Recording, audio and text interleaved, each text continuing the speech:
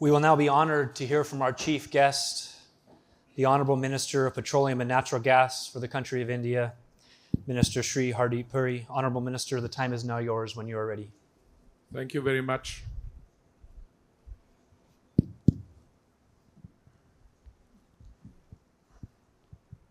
My understanding of this afternoon session was that I had come here to learn.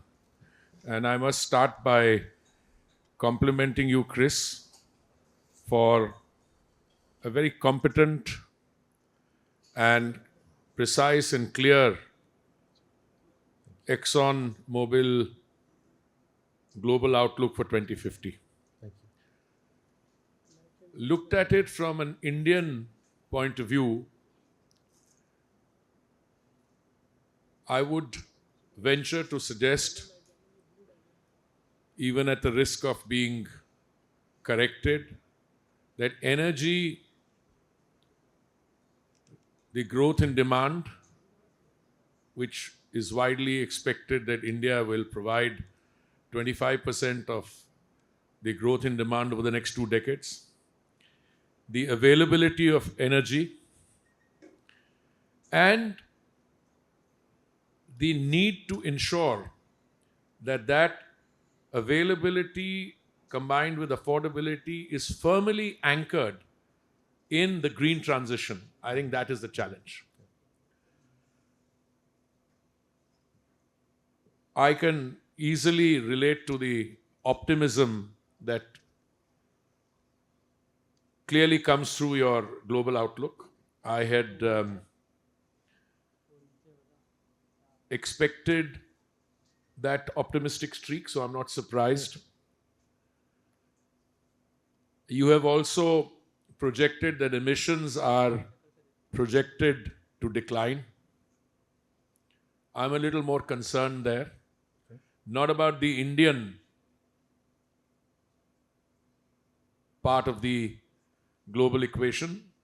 We are one of the few countries that has met our Paris commitments. That's very true. And knowing the man that I work for, the ultimate boss, his commitment to green, sustainable energy risks, whether it comes through the biofuels, about which you said nice things, or about the venture into the fuel of the future, green hydrogen, which perhaps is not as widely known, or about the solar and wind, which is relatively well known. But I think no matter which way you look at it, the Indian commitment to the green transition is complete, it is total, and we will do it in spite of whatever is said here and there. Let me first of all endorse something that you have very clearly brought out. Whether it is your outlook up to 2050, Chris, or you take the IEA or the Intergovernmental Panel on Climate Change, which I had something to do with when I was posted in Geneva. I was there when we had an election. I'm talking about the year of the Lord, 2002. And I followed the IPCC from there. I've watched its studies. There are 2 or 3 things which stand out. And I wanted to share those with you, and I would love your comments even as we talk. Okay. One is that when the narrative for green, sustainable energy started, there were a lot of do-gooders out there in the world, well-meaning people who wanted, and perhaps they so desired, the shift to green energy from the traditional fossil fuels to be more pronounced and dramatic. I have no quarrel with that. What I have a quarrel with is that there was a little lack of understanding. If you take any facility, and I'm new to this portfolio, I've been around only 3 years.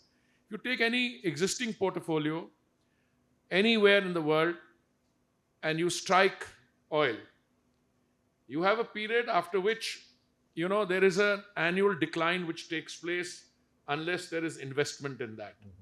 And I think most studies now show that unless you put fresh investment into it, the existing facility will peter off. Go away. So if you were to succumb to the powers of persuasion of the do-gooders, and they're all my friends, I used to belong to that world also in the United Nations, then you could have a situation that if the energy transition doesn't take place at a calibrated, accelerated way, you could have a major energy crisis. And I'll come to that in passing later. That's my first concern. And I think your study brings that out, that look, whatever else you're doing, be clear that your anchoring in fossil fuel could be as long as till 2050. All right. I like to sleep well at night and say, hopefully we can do it before 2050, but you should be prepared. And especially in a country like India, which is a large country, 1.4 billion people, rate of growth of energy in demand is 3 times the global average. Yes. You have a population which is witnessing economic growth at 7%, quite apart from whether you accept those analyses or not. I think one of your colleagues said that by 2027, India will be the 3rd largest economy if the IMF has read it correctly. If not 27, 28, whatever. Now, a $4 trillion economy, you talked about per capita income going up from, I think, $2 trillion in 2014 to a $4 trillion now. But what worries me when you're talking about a global outlook, Chris, is that large parts of the world, the developing world, which are without clean energy at all. And I come to one part of that imbalance, if I may be allowed to call it. Today in India, quite apart from political points which are made by motivated commentators, supplying clean cooking gas at an affordable price is something I think we have a reasonable degree of, with all humility, where we can draw some satisfaction. We had 140 million connections of cylinder gas, LPG, made from crude in a refinery in 2014. Chris, we took that up. In 2014, 140 million. We've taken that up to 330 million. Now, That's amazing. 330 million, Chris, is 330 million households. Yeah. So if an average household has 4 members in a family, you're close to covering the entire population. But more than that, the good news is we're also going very fast on the LPG provision through a pipeline. We had 14,400 line kilometers in 2014. We have to take that up to 33,000 plus line kilometers in 2030. We are already at 22,000 plus line kilometers. Now, once we do that, we are supplying cooking gas to households at 25-30% cheaper than this. But what is the rate at which we are supplying? That's the amazing thing. Yeah. We have a scheme for beneficiaries, especially for people who are in the below poverty line or economically weaker section. I think we have 9 criteria or so, if not more. And just about anybody who fills those criteria qualifies. Under that scheme, we've covered about 100 million people, and mostly rural households where the propensity to burn firewood and charcoal is higher than in an urban area, and where the availability was not around. We supply typically one family's requirement of clean cooking gas under that scheme of beneficiaries for as little as 5 or 6 cents a day. Is that correct? And if you are a non-beneficiary, it's also only about 14 cents a day or 17 cents a day, depending on what the cost of transportation, etc. is. Now, to me, that is a very major achievement in terms of meeting the energy challenge. That's amazing. Because if you have, now, I give you an example. I was hosting an event during the India Energies Week. By the way, I want to invite you for that in Delhi in February, because you'll get an opportunity to literally be with young startups, students in the IITs, who would be fascinated by this kind of study and who will also in turn contribute to our learning. no, well, you're learning, but to the common challenges, yeah. And we started this 2 years ago. This is going to be the third edition. There's going to be a permanent platform in Goa where the ONGC has 240 acres and will be one of the best established conference tourism sites, tourism and conference sites. This year we're doing it at a new facility in Delhi because that facility is coming up. The kind of things that are happening here must be seen in contrast, and I'm not trying to belabor a point, but there are large parts of the world which in your beautiful presentation you say are below the minimum line, which don't have any access to cooking this thing. Right. So an entrepreneur in Ahmedabad, in Gujarat, actually takes the initiative of going and selling 1 million or 10 million? 1 million cooktops to Kenya, and he imports ethanol from Kenya to use as a cooking medium there. I mean, that is what the newly formed Global Biofuels Alliance can think of. Even it has now 27 countries, and it can look at standards for sustainable aviation fuel, which again is something that I would like your outlook to look at. Because if the European Union goes and mandates a 5% thing, which I think see coming, then you will require a lot of sustainable aviation fuel, and that better be sustainable. Because as aviation is growing, you're going to get more and more of that problem with 2 degrees, etc. But coming back to this subject which we are discussing, I am a little surprised that sometimes the work that we do goes a little unnoticed. We have to, by virtue of the fact that we will continue to be reliant on traditional energy for some time, we have no choice but to step up our E&P, our exploration and production. Now, 2 or 3 things which we've done, I think, which merit notice, is that the Prime Minister freed 1 million square kilometers out of our 3.5 million square kilometers sedimentary basin, which was a no-go area, and it's been cleared for E&P. Secondly, we've changed our mindset on this whole E&P question. Earlier, it was a bit of an inward-looking regulatory, you come and invest. If you find the oil, then I will assert my sovereign claim, and the rest is history. Everybody will go away. Today, we are much more in an inviting mode. If you don't want to spend anything, come. We will incentivize that. I was in Brazil recently, and we've done some very nice tie-ups with them to get their assistance in, because they have an undisputed expertise, Petrobras I'm talking about, in offshore deep water, and said, come and do your seismic. You don't need to make a commitment. We say the same thing to everyone else. You don't need to make a commitment. Come. If you find we make a find, then you'll have the first chance of, refusal, and it's a win-win for all parties. But, when we announced the 9th round of OALP, some of my friends sitting here, I don't want to name them, they're used to putting out what I call not this thing, but I shouldn't use adjectives, but they said, oh, no response received. I just want to share with them that an area of 136,596 square kilometers was offered for 28 blocks in 8 sedimentary basins.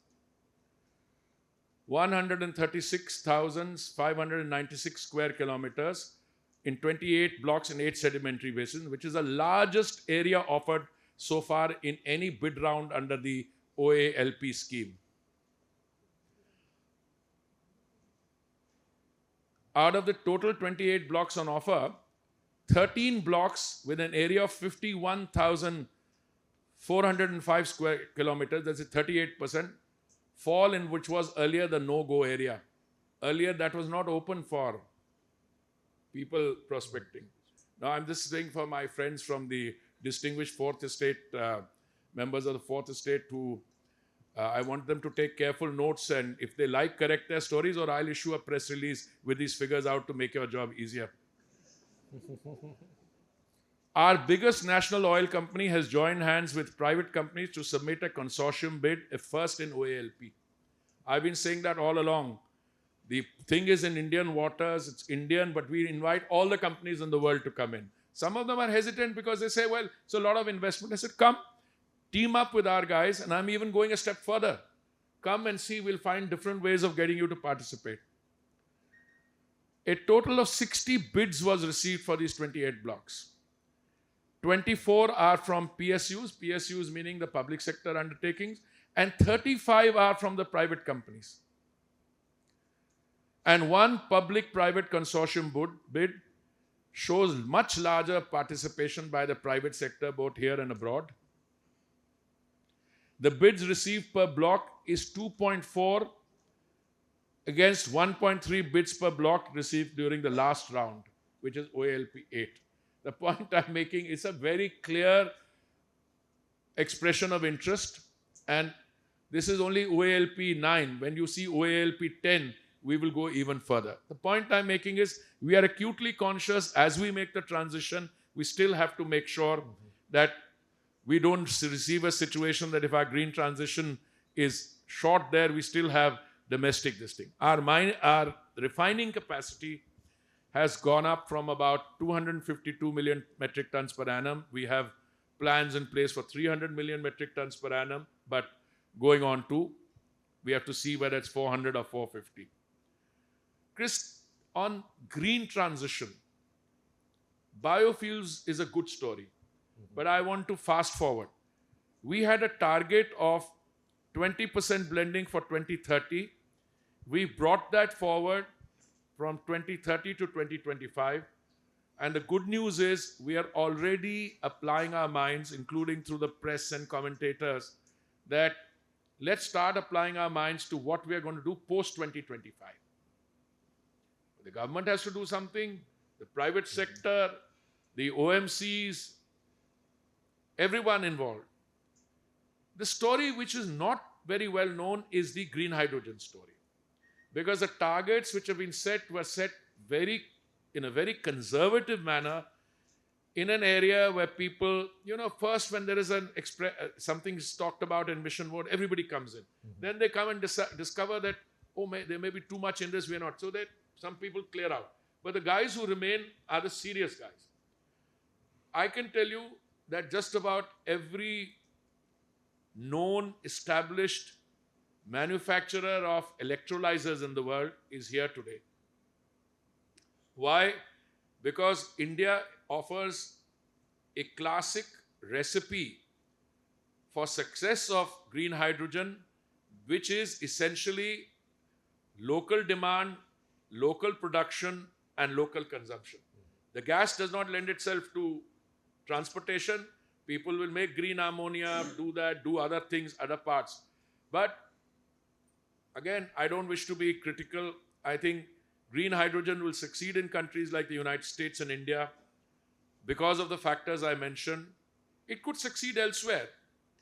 But, to transport even the green ammonia or the gas in large tracts which are sparsely populated does not lend itself for economic success or viability. Going forward from here,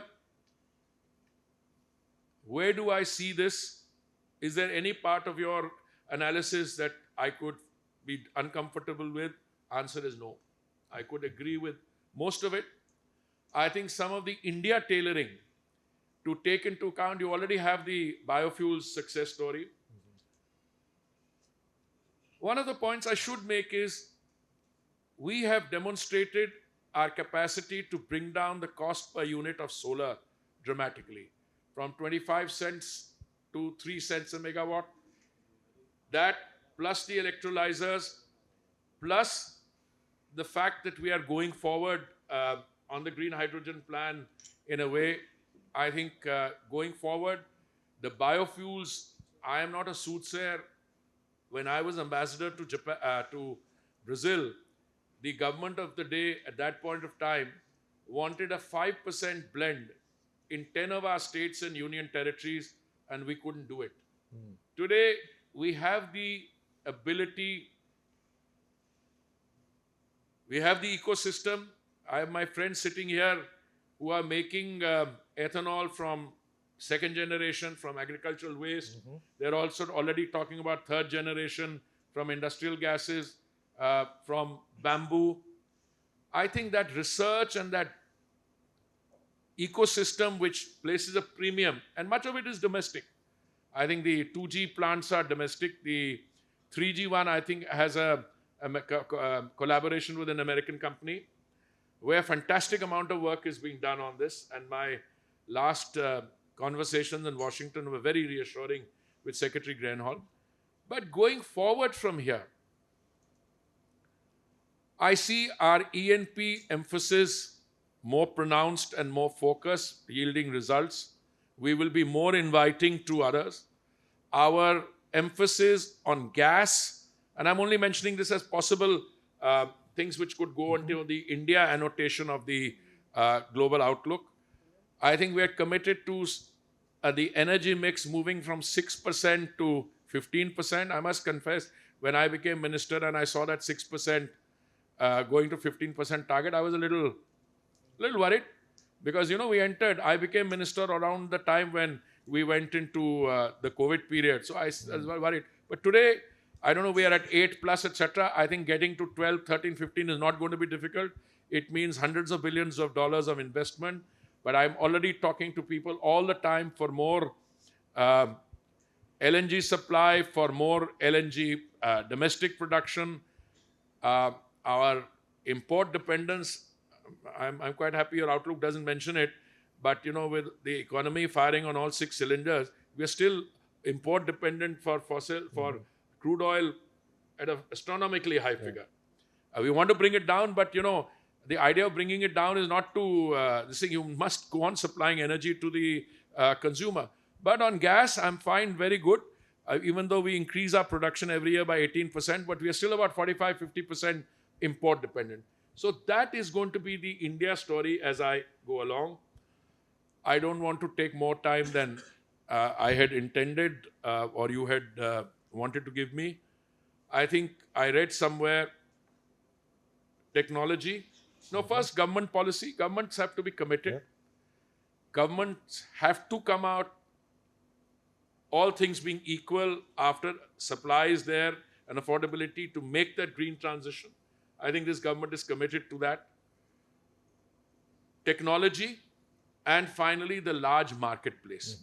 I think these 3 together, and all I can say is we value our cooperation with you, with ExxonMobil, not only because of the global outlook, but also in the overall evolution of the India energy story, which is as much for India, for our journey up to 2047 as to be characterized as a developed country. But I also think that Indian policies, by virtue of the size of the Indian consumer, also have a global stabilizing influence and a positive influence, where I think the work we are doing in India is replicable on a larger scale for the global south.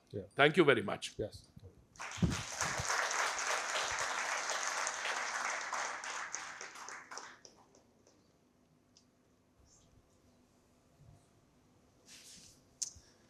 Thank you, Minister Puri, for your remarks, which I'm learning in my few engagements since I moved to India are always insightful, but also very personable as well in how you engage with members of the community. We will now have a Q&A session, question and answer session with Mr. Birdsall. If you would like to ask a question, we have ushers that are out there with microphones. We ask you to ask for one of those microphones and speak into it so all can hear the question. And we will proceed for a period of about 10 minutes of question and answer before we close.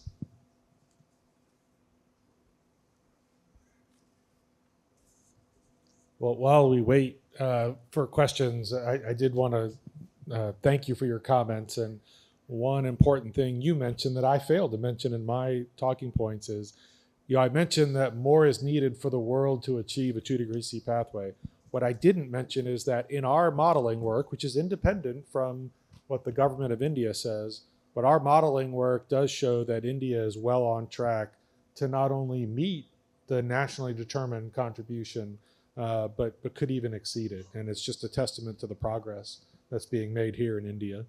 Thank you very much. No, I appreciate that. There are two things I want to tell you about our overall plans. I mean, I don't want to sound too presumptuous. I'm Minister for Petroleum and Natural Gas, but that also includes some aspects, if not all aspects, of energy transition. So I think clean energy is one. One is all our policies are out there in the open. There's nothing that we do which is not either announced.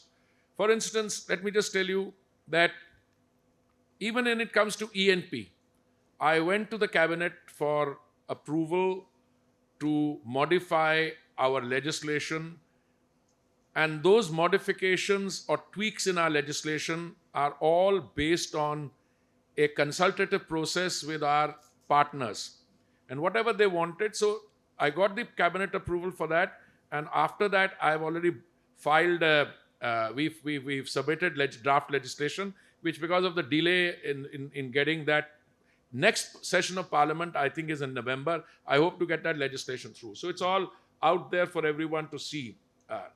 And the path is very clear. One is transparent, open. The path is very clear. It is that we are going in that direction, and that it is not only a green target. The green target is increasing as we go along. After all, we had a target of 5% in 10 states in 2014. We couldn't meet it. Then we had a target of 10% biofuel blending by November 22. We met it 5 months in advance. Then we had a 10% blending target of by 2030. We brought it forward. Today, I think all stakeholders, we saved money. 91,000 crores is what we saved in term. How much is that? $20 billion. 12 billion is what we saved on account of imports. We gave it to our farmers. And our country, the agricultural policy and the support to the agricultural sector and through the energy sector, I think that equation is also coming through in the case of biofuels. And today, we are no longer facing difficulties or questions which arise about availability of feed, etc. And it's a country where we are looking forward to diversifying our feed base. We're already in touch with people to do that. So that green energy and as I said, green hydrogen, some of the work which is being done, especially on pump storage, on other areas, the breakthroughs which are startups, our unicorns are applying themselves in the energy sector. Therefore, when you come for India Energy Week, we'll expose you and your colleagues to what's going to happen there. I think I saw a question back. Hello, good evening, sir. Here, Shubhangi from Money Control, sir. Wanted to know, with the Iran and Israel war escalation, crude prices has shot up. There are worries around shipping routes being affected as well. This directly raises question of energy security for India. What is the preparedness from government's end on this? Also, related question, with prices going down earlier in the month, were there talks with OMCs for price cut in the domestic market, and would that be put on hold now with the prices going up again? My understanding was that my friend Chris was going to answer your questions on the global outlook. But I mean, I'm not, but it'd be unfair to get him to answer this question on my behalf. Look, I was telling my colleagues I'd be surprised if I can go to a gathering like this and not have a question like that shot at me. The first part of your question directly answers the second part. You said that in the second part, you said that prices are, with prices going down. In the first part, you said, with all this uncertainty, prices have gone up. Well, that explains the global situation to you. Now, I think as Minister for Petroleum and Natural Gas, I can tell you three things. One is we are watching the situation very, very carefully. Okay? Energy availability can get affected if there is an exacerbation. That goes without saying. How do I see it? I'm answering on my personal behalf. I'm very confident that we will be able to navigate the situation as we have done so far. I'm also counting on the goodwill of all the state actors, non-state actors, to carefully weigh the consequences of any actions that might be contemplated, etc., going forward. Having said that, I can also tell you that your final what you were trying to get out of me is that were there any discussions between us and the OMCs? I thought they were deregulated in terms of their pricing decisions. Yeah, they come to me not to raise because they tell me they're good corporate citizens when we are in a pandemic or you're so and so, and then we repay their kindness back. But no, I think just watch the situation. I think you're dealing with they're all here, by the way. You can ask them a question. Many of them are here. After the session is over, I would say that keep your fingers, toes, everything crossed. I'm sure things will be all right. But yes, we will monitor the situation carefully to navigate forward as we've done. Thank you.